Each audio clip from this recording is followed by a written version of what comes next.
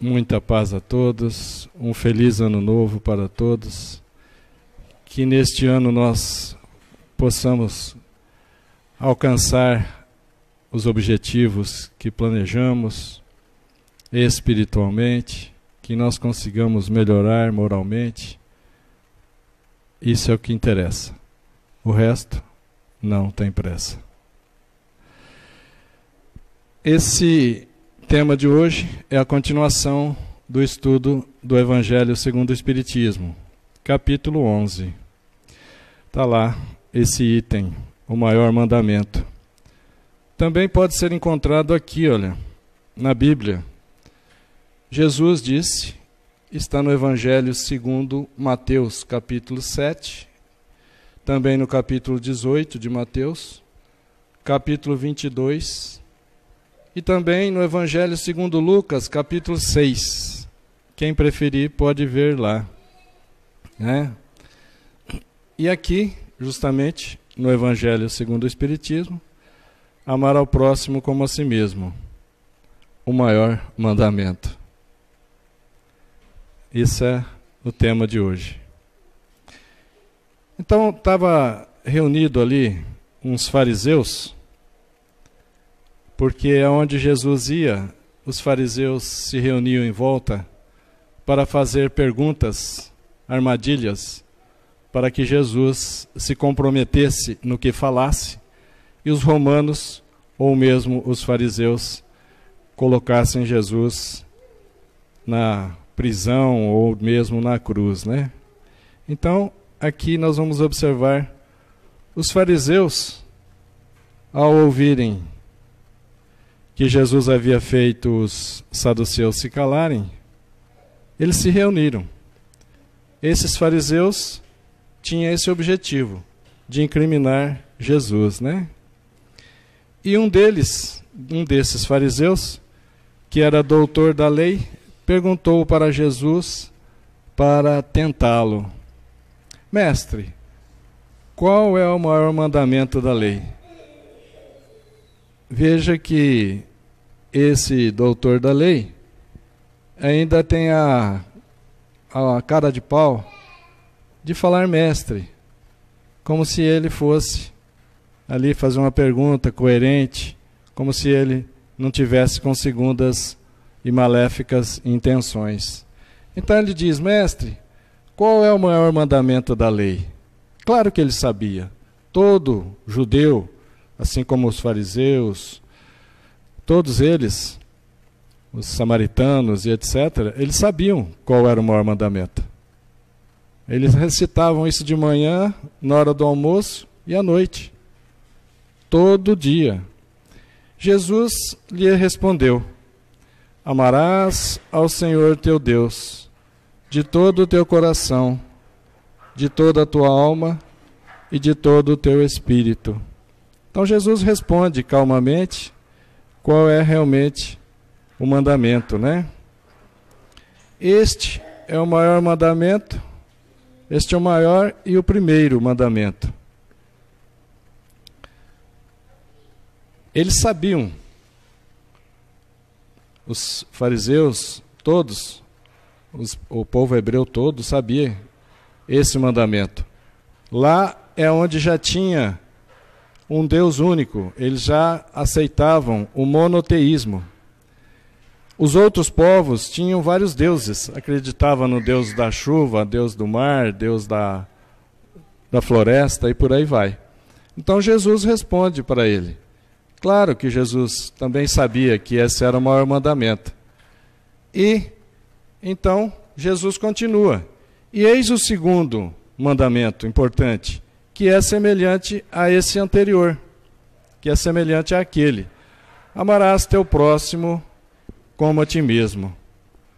Toda a lei e os profetas estão contidos nesses dois mandamentos. Veja que amar a Deus acima de qualquer coisa, amar a Deus mais do que a nossa casa, amar a Deus mais do que o nosso carro, amar a Deus mais do que os bens materiais, isso é o que importa. E semelhante a esse mandamento é amarás teu próximo como a ti mesmo. Por que que é semelhante? Porque a gente não vai conseguir amar ao próximo sem amar a Deus. E também não vai conseguir amar a Deus sem amar ao próximo. E também não vai conseguir amar ao próximo se não amar a si mesmo. Então, inicialmente, nós temos que exercitar, amar a si mesmo. A partir daí, amar ao próximo da mesma intensidade que amamos a nós mesmos. E depois, claro, e junto com isso tudo, amar a Deus acima de todas as coisas. Eu vou passar um pequeno vídeo aqui, para responder essa pergunta, olha. Quem a gente deve amar mais? A Deus, ao próximo ou a si mesmo? Inclusive, esse mandamento Jesus respondeu, né? Amar a Deus sobre todas as coisas e amar ao próximo como a si mesmo. Só que aqui a resposta é daquele transição da TV. E olha que resposta bonita. Quem a gente deve devotar mais amor? Eu vou voltar. A Deus, ao próximo ou... Eu vou voltar para poder iniciar certo. O som tá bom, hein, Roberto? Quem a gente deve devotar mais amor?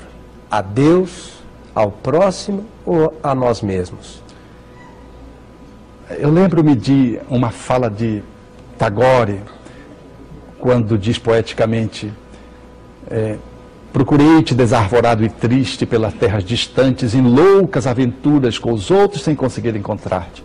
Aonde chegavam meus pés, encontrava as marcas dos teus, na expectativa de te encontrar em vão.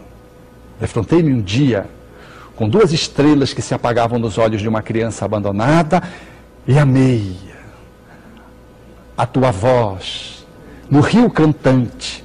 A musicalidade da criança na sua carência fez-me encontrar nós 3. A ti, o próximo, a mim e a você, soberano Senhor da minha vida. Só é possível encontrar Deus quando nós encontramos o outro. Mas só é possível encontrar o outro na relação do autoencontro. Então é uma trindade indissociável. Ninguém pode amar a Deus, que é o amor maior, se não ama o outro. Mas ninguém pode amar o outro se não ama a si próprio. A tentativa de estabelecer esse amor maior a Deus gera, muitas vezes, uma desconexão.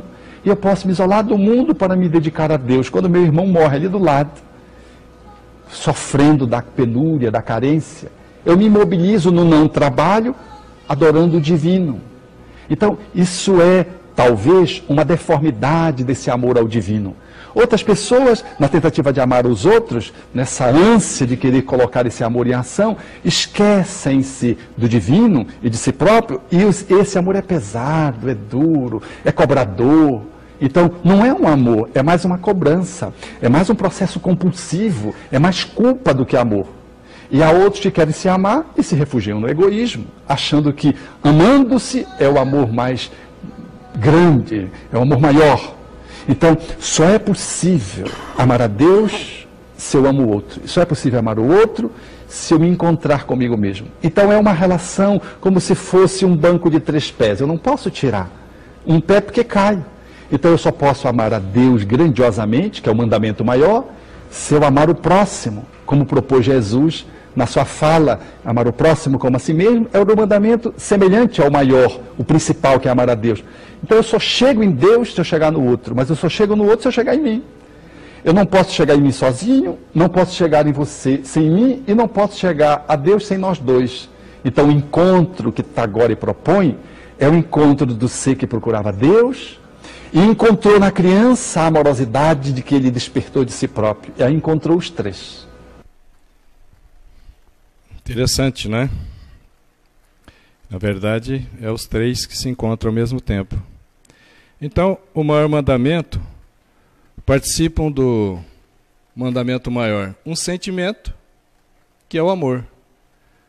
E participam também do mandamento maior 3 relacionamentos, com Deus, com o próximo e consigo mesmo. Tá certo? bases para nosso relacionamento com Deus. O limite de sentimentos, forças, inteligência. Amarás o Senhor teu Deus de todo o teu coração, de todo o teu sentimento, de toda a tua alma, com toda a tua força e com todo o teu espírito, com toda a tua inteligência. Ora, bases para o nosso relacionamento com o próximo. O padrão, fazer tudo o que queremos que eles nos façam. Isso é uma maneira de não errar. O que fazer ao próximo? Aquilo que nós gostaríamos que eles fizessem para nós. Com o próximo, amarás ao próximo como a ti mesmo. E a gente ama bastante já a nós mesmos, né? Então agora já está mais fácil amar ao próximo. Veja, essa figura por si mesma ela fala, né? Preste atenção. É um pedinte de esmola, um chapéu aqui para colocar esmola. E ele é inteligente. Ele colocou um espelho sobre o seu rosto, para quem se aproximasse, se sentisse na pessoa do pedinte de esmola, nessa alteridade, nessa capacidade de se colocar no lugar do outro. Ou nessa empatia de sentir o que o outro está sentindo. Percebe? Então ele é inteligente. O outro vem, se vê no espelho, abre a carteira e deve dar uma nota de 100, né, seu Cláudio? Então veja, fazer aos outros o que gostaríamos que fizessem por nós. Isso aqui responde claramente o maior mandamento. Se a gente conseguir fazer isso, automaticamente também já estamos amando a Deus mais do que qualquer coisa, né?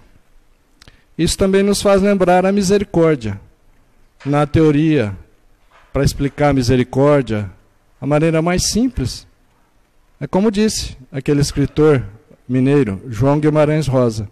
Misericórdia é colocar o coração na miséria do outro. Aí a gente sente. Fazei, Jesus disse isso aqui também, ó. Fazei aos homens, fazei ao próximo, tudo o que gostaríeis que eles vos fizessem, pois esta é a lei e os profetas.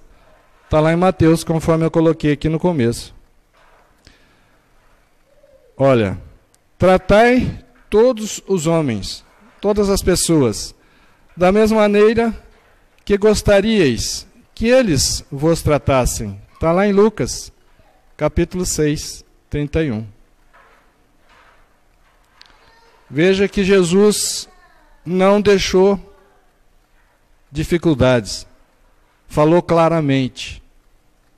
Jesus, nesses pontos que trata da moral, nesses pontos que trata da evolução, que é necessário, o mínimo para a gente saber, ele falou claramente, abertamente.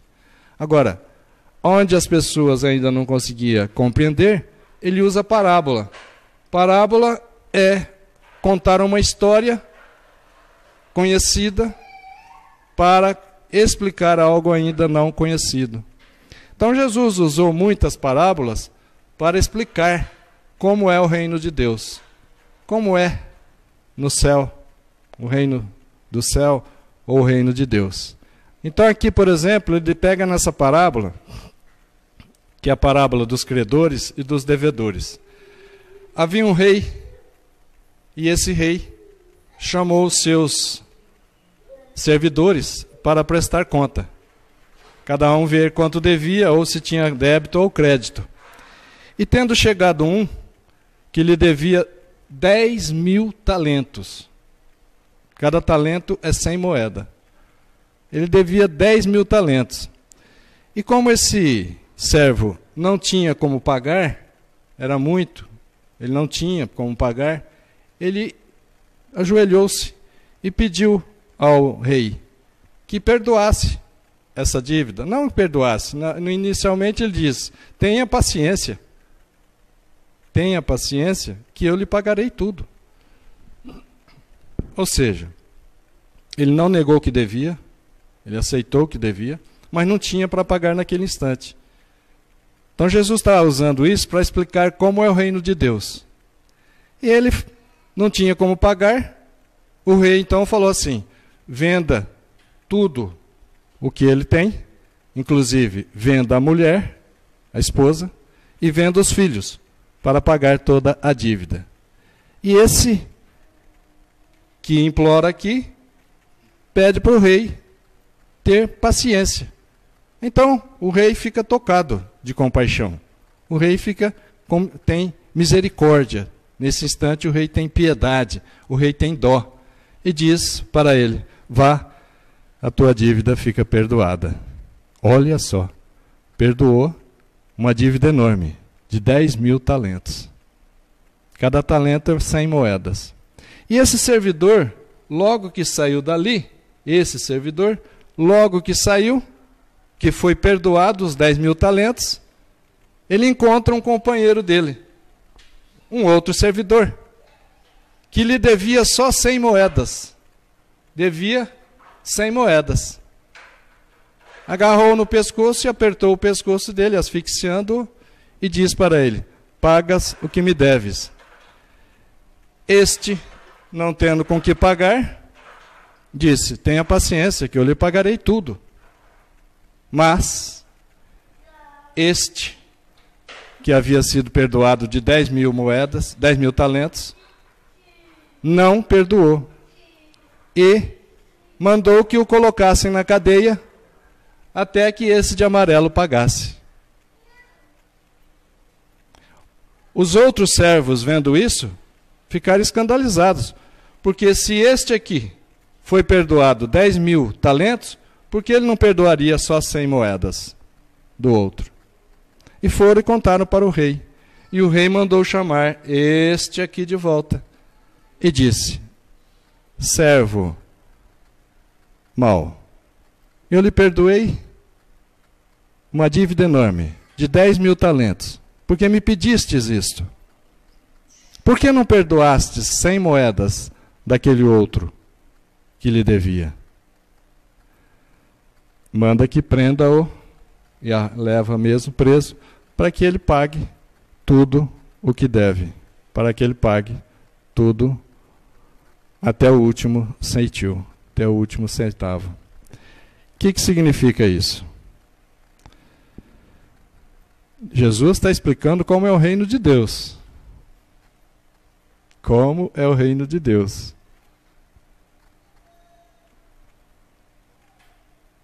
Usou essa comparação para ficar clara para nós. Usou de um rei, que seria Deus. O servidor somos nós. Um servidor devia 10.000 talentos. Esse servidor foi chamado para acertar contas, não tinha com que pagar. E ele implora ao rei: tenha paciência, que eu lhe satisfarei, lhe pagarei tudo. E o rei, tocado de compaixão, o rei teve piedade e perdoou-lhe a dívida. Fez mais do que ele pediu. Perdoou-lhe a dívida.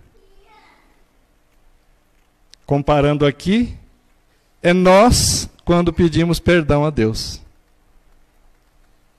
das nossas grandes ofensas. Ou isso não ocorre? Nós não ofendemos a Deus? Não ofendemos a outras pessoas também, ao próximo?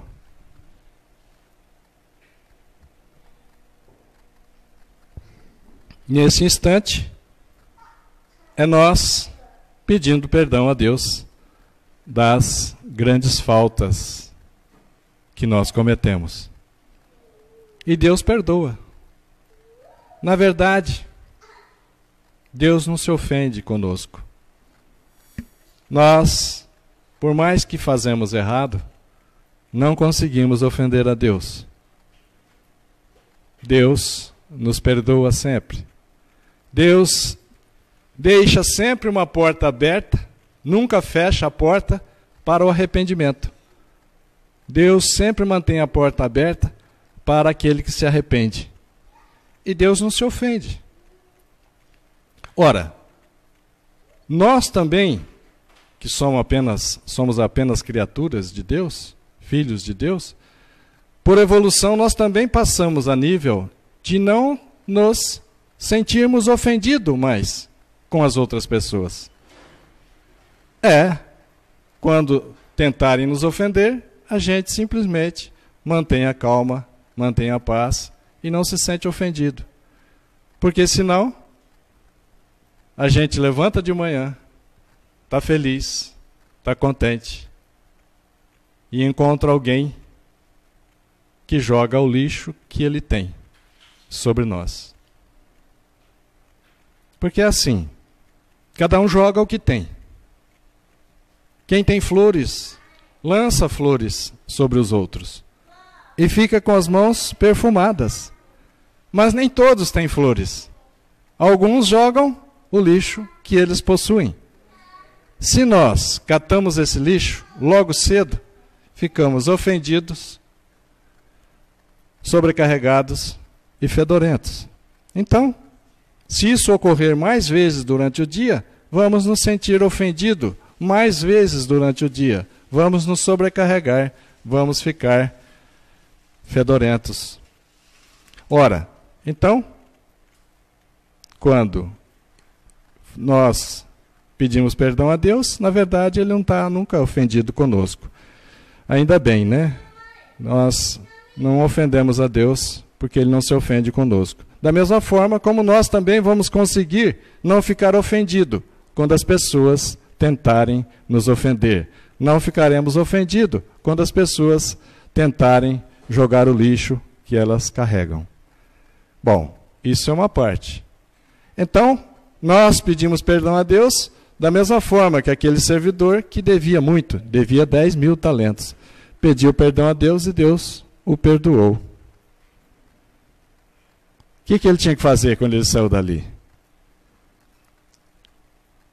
Se ele encontrou, ou se ele foi atrás daquele que lhe devia só 100 moedas, o que ele tinha que ter feito? Ter perdoado a dívida de 100 moedas. Não perdoou. E ainda mandou que o prendessem, até que ele pagasse as 100 moedas. Ora, Jesus está comparando como é o reino de Deus, usando essa parábola, usando essa relação de credores e devedores. Então, esse que foi perdoado de uma dívida grande, pode ser interpretado como um de nós que pedimos perdão a Deus por ofensas grandes, por ofensas enormes. Mas, quando saímos aí fora, não conseguimos perdoar pequenas ofensas. Pequenas ofensas. Isso fica claro como é o reino de Deus. De justiça. Só entraremos no reino de Deus se usarmos da justiça, se nós perdoarmos. Ah, mas a ofensa foi muito grande, eu não consigo perdoar. Ora, o perdão das ofensas grandes tem mais mérito. Quando a gente consegue perdoar ofensas grandes, mais mérito teremos. E isso é atitude de grandes almas. As pequenas almas não conseguem mesmo perdoar nem as pequenas ofensas. Perdoar é das grandes almas. E perdoar as grandes ofensas são almas muito evoluídas. E o mérito de perdoar grandes ofensas é maior do que o mérito de perdoar pequenas ofensas. Percebem isso? Então, Jesus usou muitas parábolas para explicar como é o reino de Deus. Como ele usou a parábola da festa de núpcias, a festa de casamento, comparando o rei que queria fazer o casamento do seu filho. O rei convida as pessoas para a festa. E as pessoas não vão. Não vão a uma festa. É estranho, né? E o rei manda aqueles seus mensageiros convidá-los novamente. E eles não vêm à festa. Então, é uma situação difícil. Porque quem não quer ir a uma festa? Todos queremos ir. Nessa comparação, a festa é o reino de Deus, é o reino dos céus. E nós recusamos muitas vezes. Nós recusamos a entrar no reino de Deus. Recusamos através de não perdoar. Recusamos através do orgulho, como a gente se comporta. Recusamos através do egoísmo, de querer tudo para nós. Recusamos entrar no reino de Deus com a pouca fé. Homens bule. Bule. É que hoje o pessoal usa muito a garrafa térmica, né? Mas o bule é de pouca fé. Não é isso? Colocar o café. Então, somos homens, mulheres, bule, de pouca fé. Não é isso? Por isso, nós não adentramos ao reino de Deus. Essa é a dificuldade. As portas estão sempre abertas. Deus nos busca com mais intensidade, com infinito amor. E nós achamos que estamos nos esforçando para encontrar Deus. Deus nos busca incessantemente, mesmo quando a gente não está na casa de oração. O tempo todo Deus nos busca pelo seu infinito amor para que a gente seja feliz. Então, nessa comparação também, quando ele compara o reino de Deus com uma festa de casamento, como que é uma festa de casamento? É uma tristeza danada? Não, é de alegria. O reino dos céus, o reino de Deus é de alegria também. Como é uma festa de casamento? União das pessoas, união do noivo com a noiva, união dos amigos, união dos familiares, pelo menos deveria ser, união dos familiares da noiva com os familiares do noivo, claro. Mas, quando ele convidou todos, então venham todos, as portas estão abertas, o rei foi lá olhar quem veio no casamento. Todos foram convidados, o rei foi observar. E lá estava um que não usava a túnica das núpcias. Não roupa física, túnica. Não um corte, um tecido, uma roupa, mas aqueles que tinham sentimentos melhores. Não era uma roupa. Percebe? Pessoas que não tinham mérito para estar ali e estavam lá. Então, são tirados. Ou seja, todos somos chamados para o reino de Deus. Poucos somos os escolhidos. Por quê? Porque não fazemos por merecer ao reino dos céus. Fora da caridade, não há aprendizado no bem. Fora da caridade, não há evolução. Não estou falando só de caridade de doar coisas materiais, comida, roupas, vestimentas e moradia e dinheiro. Mas caridade de perdoar. Caridade de ter misericórdia. Caridade de ser humilde.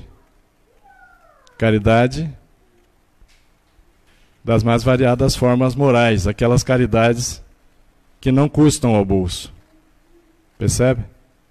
Então isso é o que precisamos fazer. Porque fora da caridade, então, não houve aprendizado no bem, não houve evolução. Fora da caridade não há aptos, não estão aprovados, logo não são escolhidos. E por isso Kardec deixa muito claro, através de uma mensagem de Paulo, o apóstolo Paulo de Tarso, que Paulo de Tarso diz, fora da caridade não há salvação, não há regeneração, não há entrada no reino de Deus. Então Jesus usou muitas parábolas para nos deixar claro como é o reino de Deus.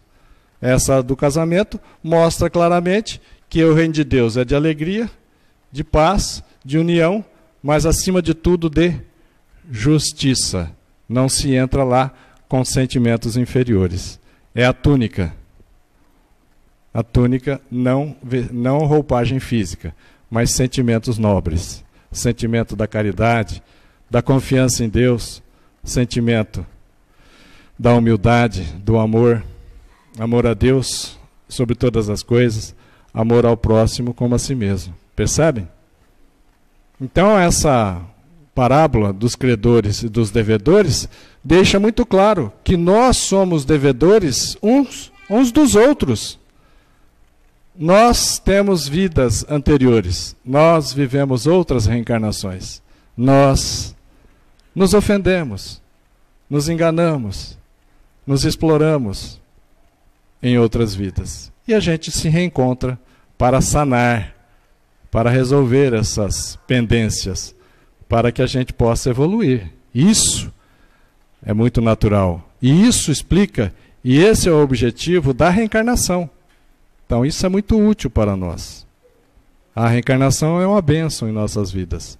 É onde a gente elimina as impurezas da alma.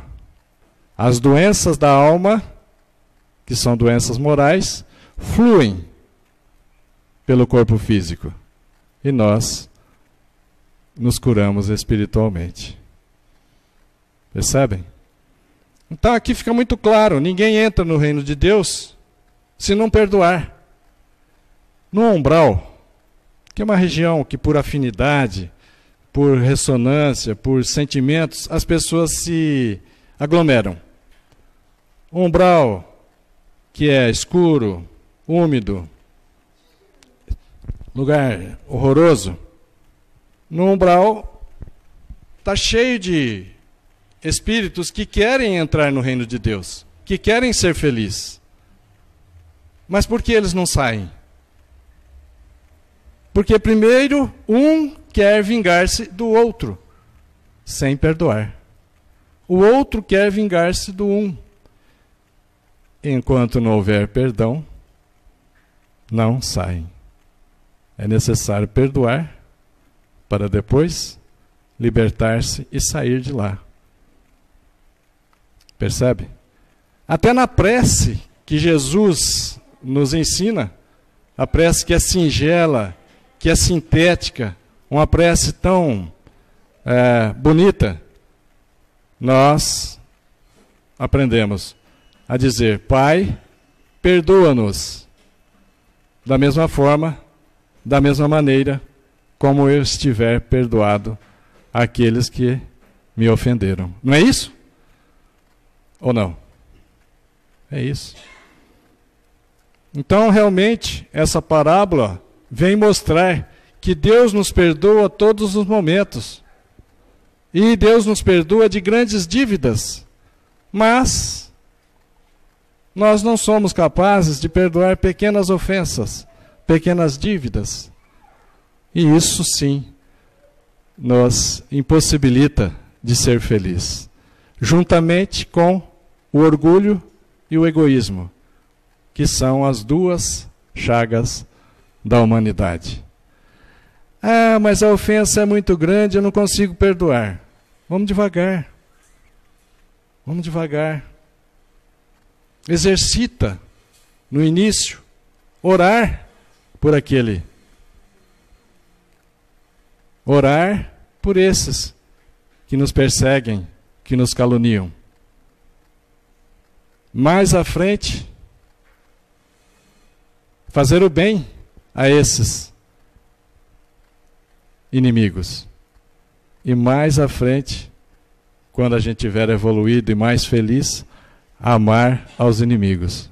Isso é uma sequência gradativa progressiva. Concluindo aqui, espíritas, vamos evoluir, vamos nos espiritualizar. Façamos de templo, casa de oração, o universo. O universo é todo divino. Os pontos particulares, como a Terra, o Sol, a galáxia, são mundos em evolução. Mas todo o restante que nos abarca, que nos abraça, é mundo divino. Nós estamos mergulhados em mundos divinos, porém, particularmente, estamos, por exemplo, na Terra, em mundos de expiações e provas, testando-nos, passando aos exercícios que fazem a nossa evolução. E todo início de ano as pessoas fazem muitas promessas, não é isso? Fazemos, né? Muitas promessas, uma relação de coisas para serem cumpridas no ano que se inicia. E eu acho estranho, eu não consigo entender como a humanidade dá mais importância a uma virada no tempo que é tão relativa, dá mais importância ao chamado virada do ano do que ao dia de Natal. Natal, que é o aniversário de Cristo, que veio para nos libertar num ambiente difícil para ele chegar, sabendo que ele iria à cruz. O Natal tem menos importância para a humanidade, a data de 25 de dezembro, do que a virada do ano. E o Natal ainda tem um agravante. Vem a presença de Papai Noel, que rouba a cena. Quantos passam por 25 de dezembro sem lembrar que é aniversário de Jesus, o nosso Salvador, aquele que deu a vida, que foi à cruz, ensinou a perdoar, mesmo quando está sendo assassinado na cruz. Muitos passam despercebido, lembra só de Papai Noel. E depois, no Ano Novo, fazem uma festa maravilhosa, muito maior do que a festa de Natal. Sendo que isso é tão relativo a mudança de ano, que ela inicia lá nos países asiáticos, no Japão, já é 2020, enquanto aqui ainda era 2019. 12 horas depois nós passamos a 2019. Veja que, como a Terra está girando na frente do Sol, o Sol nasce lá, chamado lá primeiro. Então, 12 horas antes, lá já é 2020. Ora, a daqui em Três Lagoas tem uma diferença de 1 hora no fuso horário. Não que dá essa diferença real, é que essa diferença vai se somando. Quando chega na Barranca do Rio, então vamos mudar. Pulou para o lado de lá, passou para Mato Grosso do Sul, 1 hora mais cedo, né? Mas isso é só relativismo. Não tem nada de importância nisso. Eu fico assim, triste pela importância que se dá à virada do ano em relação à importância que se dá a 25 de dezembro. Realmente eu não consigo entender. Então, façamos de templo, casa de oração, o universo todo é divino. Nós estamos temporariamente num mundo de expiações e provas na Terra. Façamos de altar, antigamente todo mundo enfeitava, fazia um altar mais bonito que fosse. O altar que nós temos que fazer é aquele que é possível levar para todos os lugares. Façamos de altar a consciência tranquila do dever cumprido, a consciência leve, daquele que ama a Deus mais do que as outras coisas, a consciência do dever cumprido, de amar ao próximo como a si mesmo. Façamos de imagem, modelo e guia. Nenhum dirigente de centro espírita é nosso guia. Nenhum espírito superior que se comunica e etc. é nosso guia. Nenhum padre é nosso guia. Não. Nenhum bispo, nem mesmo o Papa não é nosso guia, porque eles podem falhar. Nosso guia é Jesus. Jesus não falhou nem quando foi crucificado. ensinou a perdoar. E façamos de lei, já que existem tantas leis, e muitas leis em países diferentes, façamos de lei o amor, a justiça e a caridade. Se vocês tiverem paciência, tem na internet 250 vídeos, palestras, está lá no Facebook, está no YouTube. E passamos então aos passos agora, né? Muita paz a todos e que a gente consiga cumprir essas promessas na melhoria espiritual nesse ano de 2020. Muita paz.